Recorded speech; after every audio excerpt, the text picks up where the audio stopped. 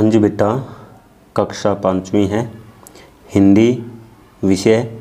बेटा इससे पहले हमने जो छठा लेसन है नदी, यहाँ पर ये कविता पढ़ी है, इसका अर्थ समझा है। नदी के बारे में हमने समझ करके कविता जो सरलार्थ सहित हमने इसको सुना है, देखा है। और आगे फिर इसका जो अभ्यास है, ये क्वेश्चन आंसर जो है ये भी आप कर चुके हैं। आप अपनी जो नोटबुक है, फेयर नोटबुक, उसमें आपने लिख लिए होंगे बेटा, ऐसी मैं आशा करता हूँ।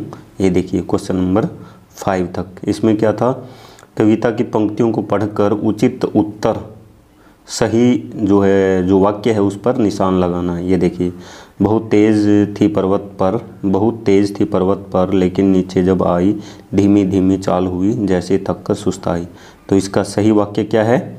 नदी की चाल कहाँ धीमी होती है? मैदानों में, ठीक है, जब वो मैदान समतल मैदानों में बहती है। आगे देखिए, आगे फिर दूसरा है, पर्वत पर नदी की गति तेज कैसे हो जाती है? तो जब नदी ऊपर से नीचे की ओर बहती है तो उसकी गति बहुत तेज हो जाती है, ठीक है ना। आगे ये डिस्कस के लिए बेटा, बताइए तालाब, नदी, नहर, सागर, महासागर में क्या अंतर है? तालाब तो क्या है, जिस प्रकार हम गांव में देखते हैं, कोई भी बड़ा सा गड्ढा होता है जिसमें पानी इकट्ठा किया जाता है और फिर पशुओं के कपड़े धोने के इस प्रकार काम आता है।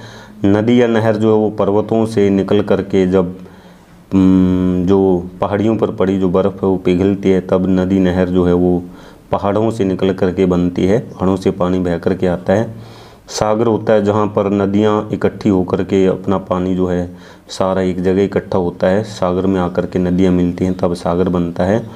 और महासागर जो बहुत बड़ा एरिया होता है पानी का, जिसमें सागर भी आकर के जहाँ मिल जाते हैं, कई सागरों को मिला करके इसको महासागर बनता है। नदी की शुरुआत कहाँ से होती है और नदी में पानी कहाँ से आता है? नदी की शुरुआत तो क्या होती है? पहाड़ों से होती है, पहाड़ों से निकल करके ही पानी जब बहता है और जो है फिर नदी बनती है, और नदी में पानी जो है इस प्रकार पहाड़ों से जो बर्फ़ है पड़ती है वो पिघल करके जब आती है, नदी बहती है, तो इस प्रकार नदियों का निर्माण होता है। आजकल नदियों का पानी गंदा और कम क्यों होता जा रहा है? कम इसलिए होता जा रहा है क्योंकि ग्लोबल वार्मिंग की वजह से, मान लीजिए प्रदूषण की वजह से गंदा होता जा रहा है, और कम भी इसी कारण हो रहा है। और जो फैक्ट्रियां हैं, बड़े बड़े जो शहर हैं, वो अपना गंदा पानी जो है वो उसका जो गंदे पानी से बना हुआ जो मटेरियल है, मान लीजिए गंदा पानी जिसमें मिलकर आता है, वो नदियों में छोड़ देते हैं। इस कारण जो है हमारी नदियाँ जो है वो अधिक मैली हो गई हैं। अगला है अनुमान और कल्पना। ये सिर्फ हमने क्या करना है, अनुमान और कल्पना के बल जो है आधार पर ये क्वेश्चन बताने हैं। विचार कीजिए, अगर नदी में जल की जगह दूध होता तो क्या होता? तो ये तो बिल्कुल अजीब बात है, क्योंकि यदि पानी ही ना होता, केवल दूध होता, तो फिर हमारा जीवन कैसे चलता? क्योंकि बिना पानी के जीवन नहीं चल सकता, ठीक है ना। और फिर यदि दूध ही होता तो फिर दूध हम कितनी बार और कितना पी पाते? क्योंकि अधिक तो कोई भी वस्तु है। हाँ जी बेटा, तो हमारी बात इस पर हो रही थी पहले क्वेश्चन पर। तो यानी आदमी दूध कितना पी सकता है, और हर रोज़ दूध पीने से, प्रतिदिन अधिक मात्रा में दूध पीने से वो उब जाता है व्यक्ति, और दूध जो है अधिक समय तक शुद्ध भी नहीं रह सकता, वो गर्मी में या खराब हो सकता है। तो इसलिए क्या हुआ, ऐसा हो जाता है। अगर नदी अपने आप में स्वयं बताती तो वह कैसे बताती? मान लीजिए अपनी बात स्वयं बताती नदी, तो किस प्रकार बताती? जैसे, मैं नदी हूँ, मेरे जीवन का सफ़र अनोखा है, मेरी शुरुआत पहाड़ों से होती है, मैं इस प्रकार टेढ़े मेढ़े रास्तों से होकर के गुजरती हूँ, पहाड़ों से चलती हूँ तो मेरी गति तेज़ होती है, समतल मैदानों में आती हूँ तो धीमी हो जाती है, मैं अपना जो पानी है वो खेतों में सिंचाई के लिए देती हूँ, पशु पक्षी जानवर कोई भी है वो मेरा पानी पीते हैं तो मैं बिल्कुल भी बुरा नहीं मानती हूँ, और मैं फसलों को हरा भरा रखती हूँ। इस प्रकार जो है वो हमें प्यार का संदेश देती है, और इस प्रकार जो नदी की जो कहानी है वो हम पूरी इस प्रकार कर सकते हैं, ठीक है। आगे है भाषा की बात। नीचे लिखे शब्दों के अर्थ का अंतर वाक्य प्रयोग करके, नीचे लिखे जो शब्द हैं उस शब्द के अर्थ का जो अंतर है वाक्य प्रयोग करके स्पष्ट कीजिए, ठीक है ना। वाक्य प्रयोग करके इसका जो अर्थ का जो अंतर है, जैसे चाल है और चलती, चाल, चलती, चलते चलते, ये तीनों वाक्य में प्रयोग करेंगे तो इनका अर्थ जो है वो अलग होगा। जैसे कछुआ धीमी चाल से चलता है, ठीक है ना। बिजली तेज चलती है, चलते चलते मेरे पैरों में दर्द होने लगा, चलते चलते मैं थक कर बैठ गया। इस प्रकार इन शब्दों का जो अर्थ है वो वाक्य प्रयोग जब करेंगे तो हम अलग अलग हमें समझने को मिलेगा। पाठ में आए 10 क्रिया शब्द हैं, क्रिया जिनसे किसी काम के करने या होने का पता चलता है। ऐसे 10 शब्द छांट करके शब्दकोश के क्रमानुसार हमने ये लिखने हैं, ठीक है बेटा। शब्दकोश के क्रमानुसार ये हमने लिखने हैं। इसमें शब्दकोश के अनुसार नहीं दिए हुए हैं। हाँ जी, हाँ देखिए, जैसे है वैसे देख लेना आप। वैसे इसमें वैसे तो शब्दकोश के अनुसार है, जिस प्रकार जो अल्फ़ाबेट्स के अनुसार होते हैं, ए आ जैसे चलते हैं ना, उसके अनुसार ये लिखे होते हैं। आगे देखिए, तीसरा जो क्वेश्चन है वो है, नीचे दिए गए वाक्यों में रेखांकित शब्दों के वचन बदलकर दोबारा लिखिए। रेखांकित शब्द जो अंडरलाइन शब्द हैं, जैसे खेत है, इनके जो है वचन बदल करके हमने लिखनी है। मैंने अपने खेत में पानी दिया, मैंने अपने खेतों में पानी दिया, तो खेत का बहुवचन क्या हो गया, खेतों में।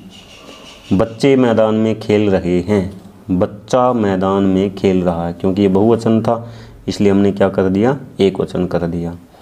नदी सबको पानी देती है, नदियाँ, नदी का क्या बन गया, नदियाँ सबको पानी देती हैं। सागर में लहरें उठ रही है, सागर में लहर उठ रही है, ये बहुवचन से एक वचन में हो गया। मैंने दीपावली पर दिया खरीदा, मैंने दीपावली पर दिए खरीदे, ठीक है ना। दिया का बहुवचन क्या हो गया, दिए। रीमा ने फूल उठाया, तो उठाया है, इसमें एक वचन है, तो रीमा ने फूल उठाए, ये क्या हो गया, बहुवचन हो गया, ठीक है। आगे देखिए, जीवन मूल्य, लहर उठाती जाती है लेकिन थकती कहीं नहीं, चाहे जितना पानी लो मन में बुरा न लाती है, एक दिए सी जगर मगर सदा रहेगी जलती ही। तो ये जीवन मूल्य की बातें हैं, वैल्यूज़ ऑफ जो है, वैल्यू की जो बातें जो हम बोलते हैं ना, मोरल वैल्यूज़, तो ये जीवन में जो है काम आने वाली बात, इस प्रकार जो है कवि हमें समझा रहा है। ऊपर लिखी पंक्तियों के माध्यम से नदी हमें क्या क्या सिखाती है। ये जो पंक्ति है ना, जैसे क्या है, जितना ले लो पानी, पहली बात तो लहरें उठती जाती लेकिन थकती नहीं है। पहली बात तो इतना परिश्रम करती है कि थकान उसको बिल्कुल भी महसूस नहीं होती और न वो थकना चाहती है, लगातार परिश्रम करती है, चलती जाती है। और दूसरी बात, अपने ध्येय को प्राप्त कर लेती है। फिर दूसरी बात है, चाहे जितना पानी लो मन में बुरा नहीं लाती है, उसके साथ हम लेन देन की बात है, चाहे कितना उसके पास से। अच्छा जो व्यक्ति होता है वो हमेशा प्यार बांटता है, हमेशा सबके साथ प्यार से बोलता है, उसी प्रकार वो भी यदि कोई भी इससे पानी लेता है तो बुरा नहीं मानती है। एक दिए सी जगर मगर सदा रहेगी जलती है, जिस प्रकार दीपक प्रकाश देते तो उसी प्रकार नदियाँ भी हमेशा जब तक रहती हैं खेतों को सींचती रहती हैं और सबके साथ प्यार से व्यवहार करती हैं, ठीक है। इस प्रकार क्या नदी के इन गुणों को अपनाने से हमारे व्यवहार में अंतर आएगा, कैसे, ये क्वेश्चन है। जिस प्रकार नदी के गुण हैं, यदि हमारे जीवन में भी ऐसे गुण हों, सहयोग की भावना हो, प्यार से बोलना हो, एक दूसरे के परोपकार की भावना हो, तो फिर यदि ये गुण हमारे जीवन में आ जाए तो वास्तव में हमारा जो जीवन है वो बिल्कुल बदलेगा, हमारा व्यवहार बदलेगा, हमारा जीवन बदलेगा, हमारा रवैया हम सबको अच्छे लगेंगे, ठीक है बेटा। तो इन गुणों से बदलाव आएगा, अंतर आएगा। आगे देखिए, ये कुछ करने के लिए एक्टिविटी है।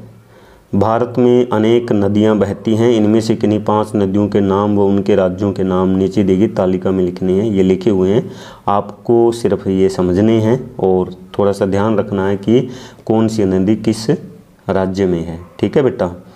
इस प्रकार जो है ये एक्टिविटी है।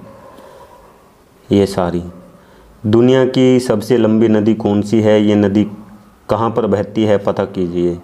गंगा नदी कहाँ से निकलती है, यह किन किन राज्यों में बहती है, इसके जल के दूषित होने का क्या कारण है, इस नदी को साफ करने के लिए क्या क्या उपाय किए जा रहे हैं, यह सारी जानकारी इकट्ठी करके अपनी कक्षा में प्रस्तुत कीजिए। ठीक है ना, उसकी प्रेजेंटेशन आपने अपनी क्लास में देनी है। ये बच्चों के लिए एक्टिविटी है।